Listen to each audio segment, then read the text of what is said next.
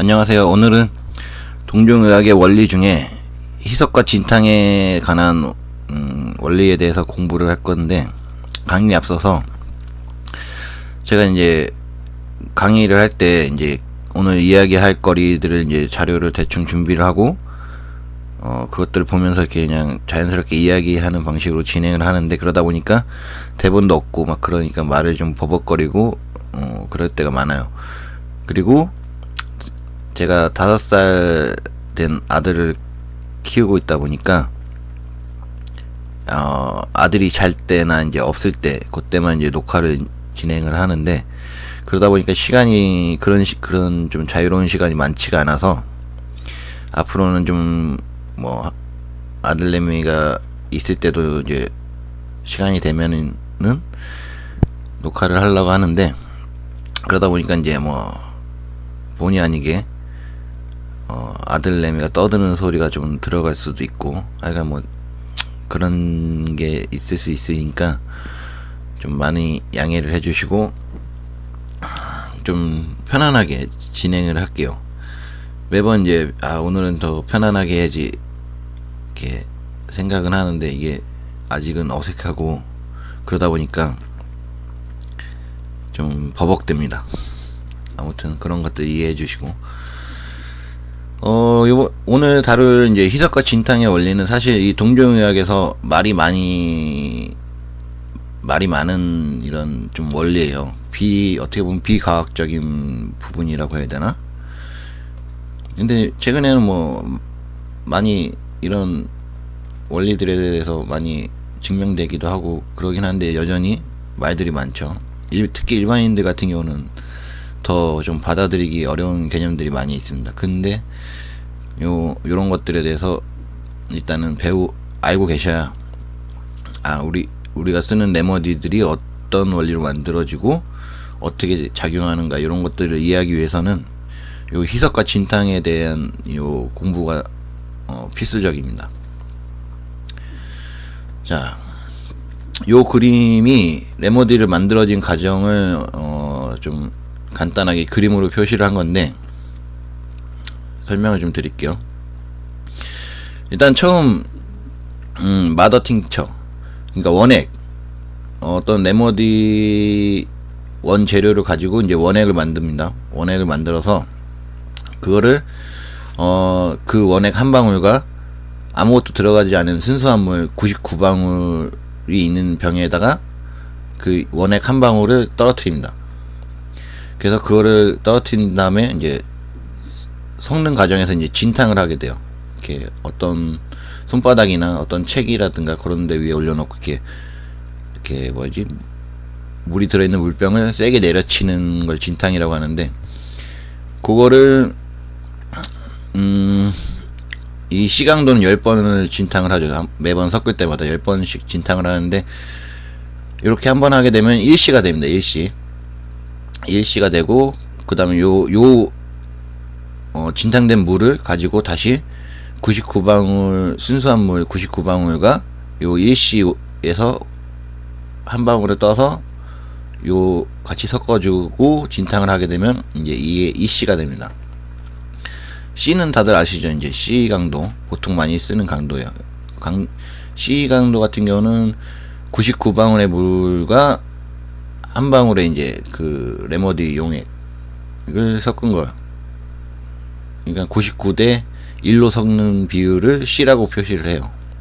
그리고 9방울, 그러니까 9대 1로 섞는 거를 D나 이제 X 강도로 표시를 합니다. 아마 레머디 동종의학 공부를 좀 하신 분들은 X 강도도 아실 거예요. 이렇게 돼가지고 매번 100의 10승, C 단위 같은 경우에는 강도가 C일 경우에는 100의 1승, 이 C는 100의 2승, 이런 식으로 6C까지 가면 벌써 이만큼 많이 희석이 됩니다. 그래서 12C까지 갈 경우 아보가드로 수를 넘어선 정도의 희석 비율이 돼요. 아보가드로 수를 넘어섰다는 거는 어떤 그 원래 가지고 있던 이 마더 팅처의 이 원액의 물질의 분자 단위도 존재하지 않는 그 정도의 희석이 되는 겁니다. 뭐 쉽게 너무 어려우면 쉽게 알아듣게 표현하자면은 뭐 바닷물에 콜라 한 방울을 떨어뜨리고 희석을 했다, 뭐 이렇게 생각을 하시면 돼요. 그 정도로 이제 희석이 많이 진행이 된 겁니다. 그래서 동종의학 같은 경우는 뭐 위험한 물질들을 이제 원재료로 막 이렇게 쓰는 레머디들이 많이 있습니다. 뭐 비소도 있고 그런데 이만큼 희석을 하기 때문에 그 어떤 독성 물질이 분자 단위 정도까지도 남아있지 않기 때문에 안전하게 쓸 수가 있는 거죠. 물론 저강도로 쓸 때는 어느 정도 그 원물질이 존재하는 상태이기 때문에 그런 거는 좀 주의를 하셔야 되고, 그리고 레머디 파는 회사에서도 그런 물질들은 저강도로는 팔지를 않습니다. 네. 그리고 이제 많은 분들이 이제 처음에 이제 동종육에 나왔을 때 이렇게 희석돼서 분자 단위의 물질이 존재하지 않는 이런 물들이 어떻게 치료를 일으키느냐, 사기가 아니냐, 이런, 아니면 뭐 플라시보 효과가 아니냐, 이런 말들이 많았거든요. 근데 플라시보 효과 같은 경우는 사람이 아니라 동물들한테도 동종의학을 많이 쓰거든요. 특히 한국에 제가 처음에 이제 동종의학 공부할 때 저도 강아지 때문에 동종요법을 알게 됐거든요. 그래서 제가 알기로는 사람들 애기 키우는 엄마들보다 강아지 키우는 엄마들, 견주님들이 동종의학을 더 많이 그때 당시에는 알고 계셨어요. 지금은 이제 아기 엄마들도 많이 아시는데, 그때만 해도 견주님들이 오히려 더 많이 쓰고 더 많이 알고 있던 그런 상황이었거든요. 그래서 동물들한테도 효과가 있으니까 그건 플라시보 효과가 증명되지는 않죠. 동물들이 뭐 이게 어떤 약물이고 나한테 어떤 효과를 주는지 뭐 미리 알고 뭐 그렇게 먹는 게 아니기 때문에 플라시보 효과는 뭐 플라시보 효과가 아니라는 건 뭐 그렇게 증명이 됐죠. 그 진탕이란 개념에 대해서 알아볼 건데요. 진탕은 이렇게 뭐 손바닥에다 내려치기도 하고 책에다 내려치기도 하는데, 뭐 성경책 같이 두꺼운 책, 그런 책에다 쳐서 만든다고 해요. 이렇게 치면은 물이 이제 내려치면은 순간적으로 이제 충격이 가해지면서 물 안에 이제 파동이 심하게 일어나죠. 그때 생기는 에너지가 그 물이 기억을 한다고 합니다. 그 물 기억설은 이따가 나중에 또 얘기를 할 건데, 제가 잠시 그 헬리오스라는 영국 동종 그 레머디 파는 사이트에서 그 만든 동영상이 있는데, 그거를 잠시 보여드릴게요. 지나갔다. 요건데 잠깐 동영상을 보겠습니다. Remedies are made from many different sources, mainly plants and minerals. In order to make a remedy from a plant material, you take the original plant. 소리를 꺼야 되겠네요. 시끄러우니까. 동영상만 볼게요. 아까처럼 이렇게 식물 같은 거를 이제 분쇄를 해가지고 알코올에 이렇게 해가지고 마더 팅처를 만든 다음에 요거를 이제 레머디에 희석을 해서 이런 방식으로 좀 보셨죠? 이렇게 희석을 한 다음에 진탕을 하고 다시 물을 넣고 진탕한 거에 한 방울을 이렇게 순수한 물에 한 방울 딱 떨어뜨리죠. 이렇게 떨어뜨린 다음에 다시 이런 진탕을 합니다. 또 이렇게 팡팡 치면서, 이거 이제 아까 거는 이제 식물이 원재료인 경우 레머디를 만드는 과정이고, 지금 보여주는 거는 이제 미네랄, 강물질.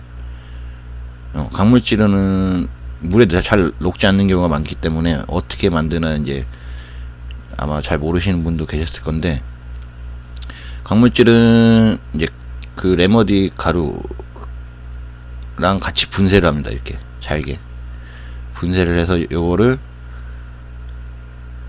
아까 이제 그 방식으로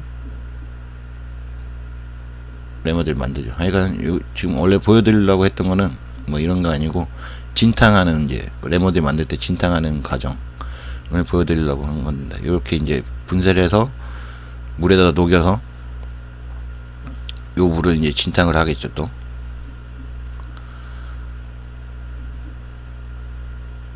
진탕을 이렇게 해서 요거를 이제 다시 또 아까 같은 과정으로 희석과 진탕을 반복하면서 예, 강물질의 레모디가 만들어지는 거예요. 예. 이 정도만 보시고 다음으로 진탕 방식은 이제 아까 그 동영상에 본 것처럼 손으로 하는 정통 방식이 있고 이제 기계가 이제 발달되면서 이제 기계를 이용해서 이제 왜냐면 사람이 이걸 계속 반복하면 이제 팔이 아프겠죠. 그러다 보니까 이제 기계를 이용해서 이제 빠르게 내려 순식간에 만드는 이런 방식도 있는데 뭐 그냥 생각하기에는 손으로 하나 기계로 하나 똑같지 않냐 뭐 이렇게 생각을 하시는데 전문가들 경우에도 이렇게 손으로 직접 만드는 이런 전통 방식으로 만들어진 레모디가 더 좋다고 얘기하는 걸 많이 봤습니다. 그래서 저 같은 경우도 영국 제품을 많이 헬리오스나 애니스워즈 뭐 이런 제품들을 많이 사용을 하는데 요거를 좀 보여드릴게요. 요거는 이제 카를리안 사진 그 촬영 기법을 이용해서 찍은 건데 뭐 카를리안이야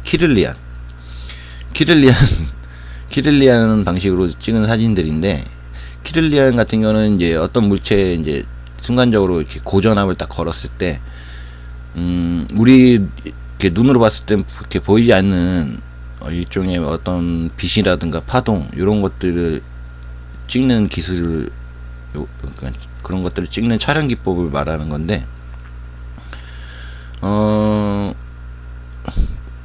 맨 위에는 이제 손으로 진탕한 네모디 물을 키를리안 사진으로 찍은 겁니다.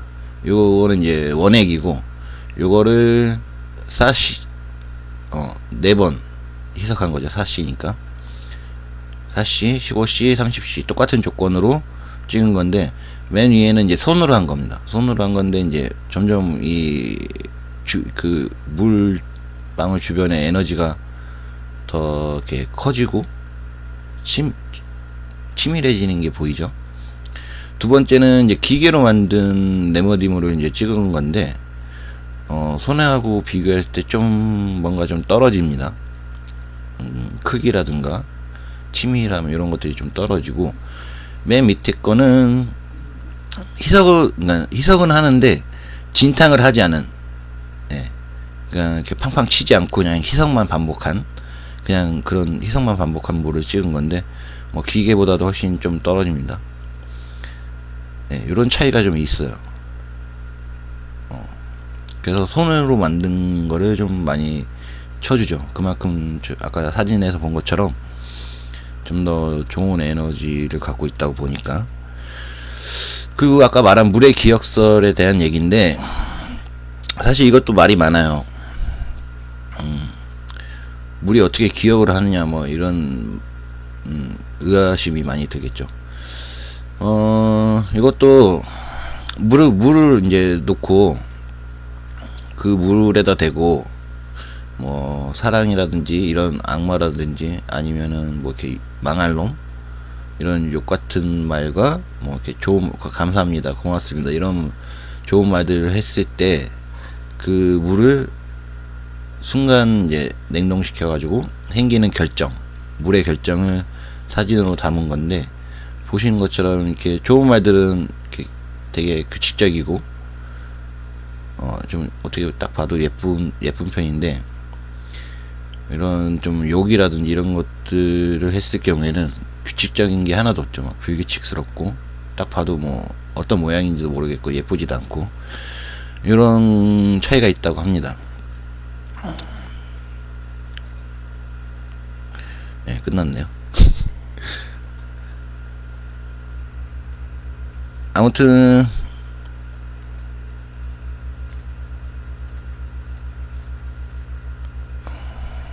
오늘 이제 그 희석과 이제 진탕에 대해서 배웠는데 나름대로 좀 제가 이제 얘기한 것들은 좀 대략적인 것만 얘기를 해서 좀 더 알고 싶은 분들은 이런 것들을 좀 나름대로 검색을 하셔가지고 알아보시면은 뭐 이런 것들에 대해 비판하는 글들도 많이 있고 알아보실 수 있는 방법들이 많이 있으니까 검색을 하셔서 알아보시면 좋을 것 같아요. 제가 다 다루기에는 뭐 여러 가지 말들이 많기 때문에 각자 보시고 받아들일 수 있는 부분은 받아들이고 못 받아들이겠다 하신 분들은 뭐 무시하셔도 되고, 아무튼 오늘은 말들이 동종 이야기에서 좀 말이 많은 희석과 진탕에 대해서 배워왔습니다.